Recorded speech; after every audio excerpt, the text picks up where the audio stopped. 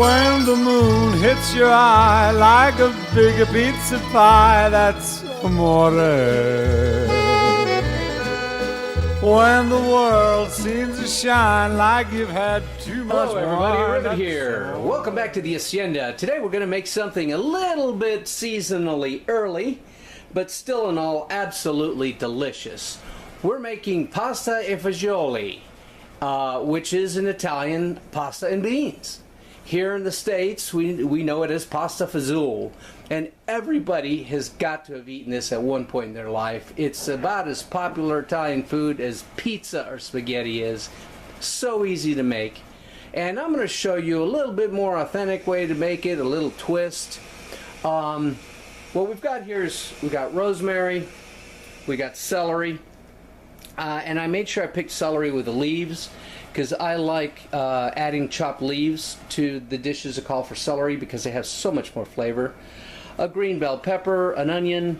We got some San Marzano whole tomatoes, which we're going to crush by hand. A little bit of tomato paste.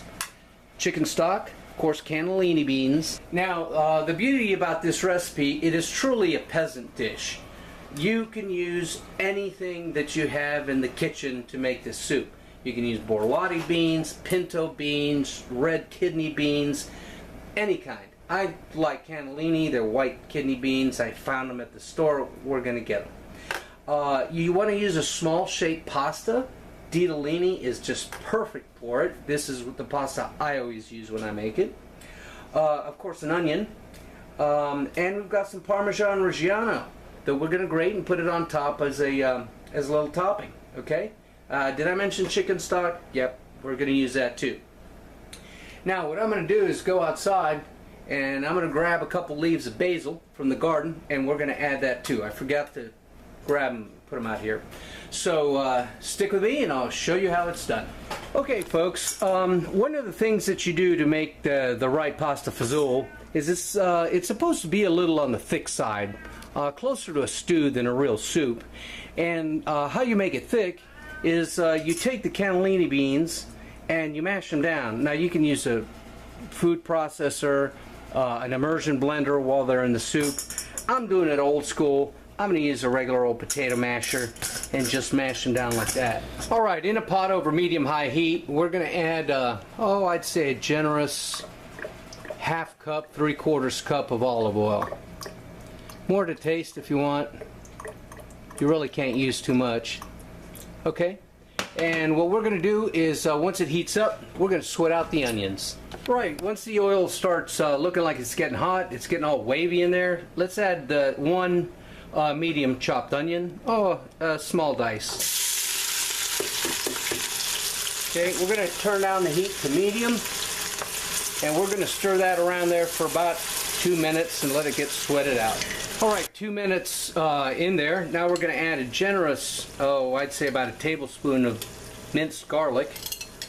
I'm using a teaspoon, so we're cheating. We're using pre-minced. And the small dice green pepper. Now we're going to sweat that out for another minute or so. Okay, after another minute or two, we're going to add the 2 ribs of celery and all the chopped greenery on top. Now I like using that because it has a much more intense flavor of celery and tastes really good. Adds a lot to it. Next is the large 28-ounce can of San Marzano tomatoes, then 2 quarts of chicken stock, to which we're going to add 1 generous tablespoon of crushed red pepper flakes, 1 tablespoon of salt, and 1 teaspoon of just cracked black pepper. I'd say generous tablespoon, maybe 2, of tomato paste. And what we've got here is about 2 generous tablespoons of minced basil, basil from the garden, and about 2 sprigs of fresh rosemary. Okay, it's been about 5-10 minutes. This stuff is coming to a simmer, a very, very low boil. We're going to add 2 cups of hot water, stir it in, and let it simmer uncovered for half an hour. Join me then. Welcome back, everybody. Alright, it's been 30 minutes.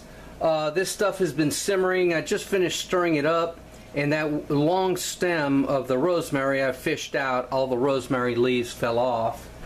So the soup is essentially done. What we're going to do now is add the cannellini beans. I've got 2 cans that I've rinsed and drained, and then that 1 can that I mashed at the beginning of the show.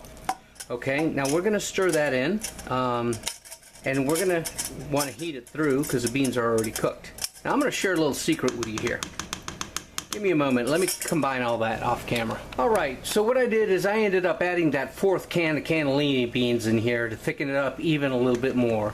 So I mashed up 1 can and 3 cans of rinsed and drained cannellini beans. Now, I told you I was going to tell you a secret. Let's go over here. The way I used to make pasta fazoole is I used to add the ditalini right into the soup, and it would cook right in there, and when you'd serve it, when it was ready, it came out perfectly. The only problem was that when you refrigerate the leftovers, the pasta continued to absorb water and swell, and it would get pasty, and then the next day you could cut that soup like polenta and probably fry it up. You know, you'd have to add water and reheat it. So I learned a little trick. I discovered a trick.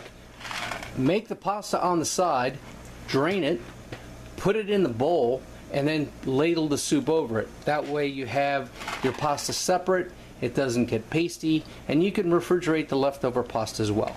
So let's go ahead and do that. Alright, so here's our little bowl of ditalini, which I drained and I mixed in with some olive oil so it wouldn't be sticky. Now let's put the soup over top of it. Okay, and so here we have our bowl of steaming deliciousness, and wow, deliciousness in a bowl. Look at this. Oh, let's get that pasta mixed in. Oh wow, do you see that steam there? Oh, let's check this out. Yes, we need some Parmesan Reggiano, or Pecorino-Romano rather. So, we'll garnish it like that. And we'll give it a moment to melt in a little bit. Alright, let's try this deliciousness. Oh man, is it hot and steamy and delicious.